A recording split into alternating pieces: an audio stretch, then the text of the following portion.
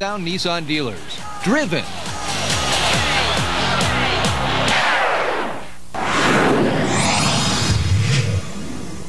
Welcome back. Washington State Supreme Court has ruled that taking pictures underneath the skirts of unknowing women does not violate the law.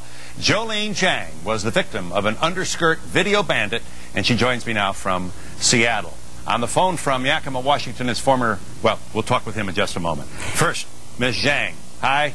Hello. What a terrible way to get your name in the paper. Did he try to pick your pocket as well? He was picking my pocket. I chased him. My boyfriend tackled him. The police caught him. And it was attempted theft. It was only at that moment that a woman came over and said he was filming my daughter inappropriately. He was what? He was filming, this lady came over and said he was filming her daughter inappropriately. I see. And then they found his equipment included pictures of you. Is that correct? Correct. And I wasn't aware of that until 5 or 6 months down the line, right, when I got a call. All right. Let me read the Supreme Court decision. You know, they're going to hang this one on the wall. I mean, this is for the voyeurism statute is written, does not, said the Supreme Court of Washington State, does not prohibit upskirt photography in a public location. Women have no expectation of privacy in public places because casual surveillance frequently occurs in public. Maybe you'll explain this with us, for us. We have the person who actually prosecuted this case. Are you there, Bruce? Yes. Tell me, what's going on here? You were successful in your prosecution of upskirt photography, and then the Supreme reversed you. Tell me your thoughts about this. Well, yeah, we were successful up to the Court of Appeals level, and then both the defendants in this case petitioned the Supreme Court. They granted review. The Supreme Court looked at this statute and said, well, there may be an expectation of privacy in certain places, but there's no expectation of privacy in a mall. So if somebody wants to slide a camera across the floor and take a picture up your skirt in a mall, you don't have an expectation of privacy to that against that kind of behavior. Would this rule allow a man to lie on the floor of the mall and look up a woman's skirt? Basically, yes. As things stand right now, a woman does not have that kind of protection in the mall or in a public place. I assume the legislature is going to change that pretty quick. Yes. Ms. Zhang, share with us your feelings about this ruling. I assume you read it in the paper. I don't know. Somebody called you? Yeah, it was called Thursday. First word of it, speechless. What are we supposed to do? If I go outside, somebody looks at my skirt. If I tell him to stop, he ignores me. If I kick him, then I'm sued. I have no options here. So I would like some laws to be changed. What do we know about... I assume Washington State wants the rest of the nation to know that this issue is not exclusive to the Pacific Northwest, huh? True. Yeah. I think there's only a handful of states that have a law that outlaw this. Well, what's your plan now? I mean, is that the end of the line for you, Mr. Hannafy? Well, Phil, the way this whole thing came up is that in the old days there were mere peeping Toms, you might say, and since the days of camcorders and the new kinds of cameras, the legislature is trying to prohibit this surreptitious or voyeuristic photography. So a lot of states are wrestling with this, including Washington State, and now we find ourselves stuck on this issue of expectation of privacy, which is kind of a weird switch, because instead of protecting the victims, we're protecting criminal defendants, so we're not protecting a victim's expectation of privacy. Right. You were also harassed, do I understand, by people working on the case. Is that so, Jolene? Actually, Richard Sorrells, that's the criminal, his detective had called me and was making me feel very guilty for just standing there. Like, ha-ha, tee-hee, somebody looked up your dress, relax, what? No, I don't know, just the way that person talked, I felt very guilty, like a victim, like I had done something wrong. And I was also kind of scary that they knew where I worked, and that was really emotionally kind of draining.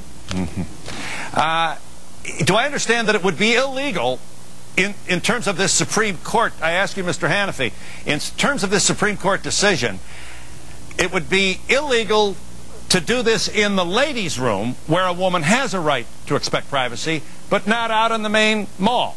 Yes, that's exactly right. The Supreme Court made a distinction between parts of your body versus a public place. In other words, you don't necessarily have an expectation of privacy to keep a person from viewing your underwear if you're in a public place. Right. Is there commerce here? Is this an internet thing, or beyond the bizarre nature of this thing, is there money here?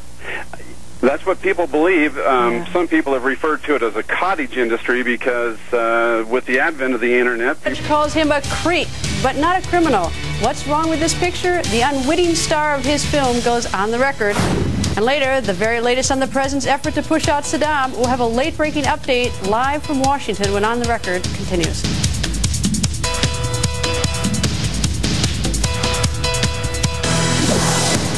Imagine being out and about in your city, town, or some other public place, and a pervert decides to shoot a video right up your skirt. That's illegal, right? Nope, at least not in Seattle. Our next guest was shocked to find out that the man who sneaked a peek under her clothes did nothing wrong in the eyes of the law. The state Supreme Court ruled that since the incident took place in public, where there's no reasonable expectation of privacy, the look was legal. Jolene Zhang, a victim but of no crime apparently, joins us from Seattle with her story. Jolene, thank you for joining us. Thank you, Greta. All right, Jolene, what happened? Well, he was pickpocketing me. I chased him. My boyfriend tackled him. He was caught by the police, and it was attempted theft. However, a lady came by and said that man was filming her daughter with a camera. So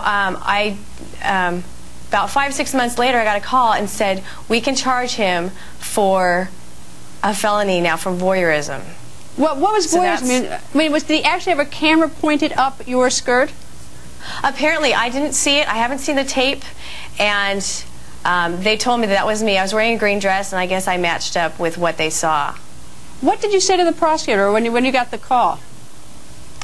For the first moment, I was a little shocked, but as she spoke on, she says, now we can charge him. Instead of attempted theft, we can charge him for a felony. And I was relieved. I was very glad that we could hold him to something accountable, because I know that an attempted theft wasn't going to hold anything. So I was actually very glad to hear that. All right, so did he plead, or did he go to trial and found guilty, right?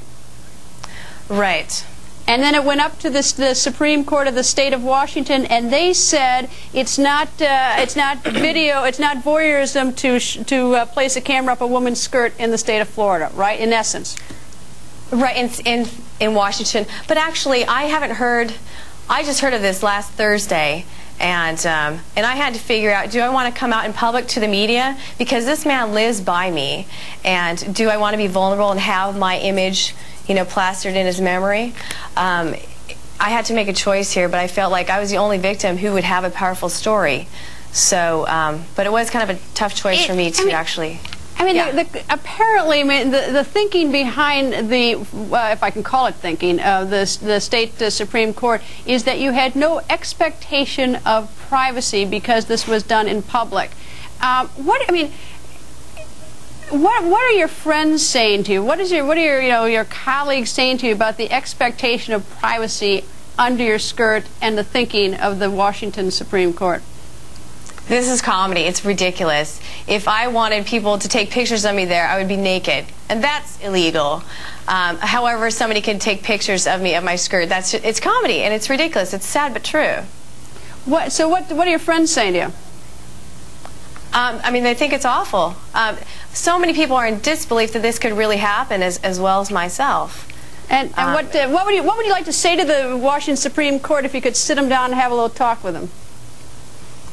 I think that it's ridiculous, once again, that we have to make a law that explicitly says filming up the skirt. This is obviously a violation of privacy. And so anytime somebody comes up with some quirky, perverted way, we have to write a specific law that states that. It should be, this voyeurism law should encompass that. All right. I don't know. So now, yeah. Now what are you going to do with this? Do you feel like, does this bother you? Do you feel like, are you ashamed? Are you mad? You're laughing at this? What's your thought about this now? I'm really disappointed by the legal system, but I am excited to make some change. With all this awareness, I know that we're going to make a change here. There are a couple of senators that actually have had this bill, to make a bill to make this illegal, and I'm sure this will be the impetus to put it over. And I'm excited to be part of making this illegal. I agree. I actually, Jolene, I think you ought to have an expectation of privacy under your skirt, and I think probably everybody else does. I'd love to hear what the Washington Supreme Court thinks when they get a little heat from a lot of the media. Jolene, thank you for joining us. Thank you. When On the Record continues, the very latest on the war with Iraq, live from Washington.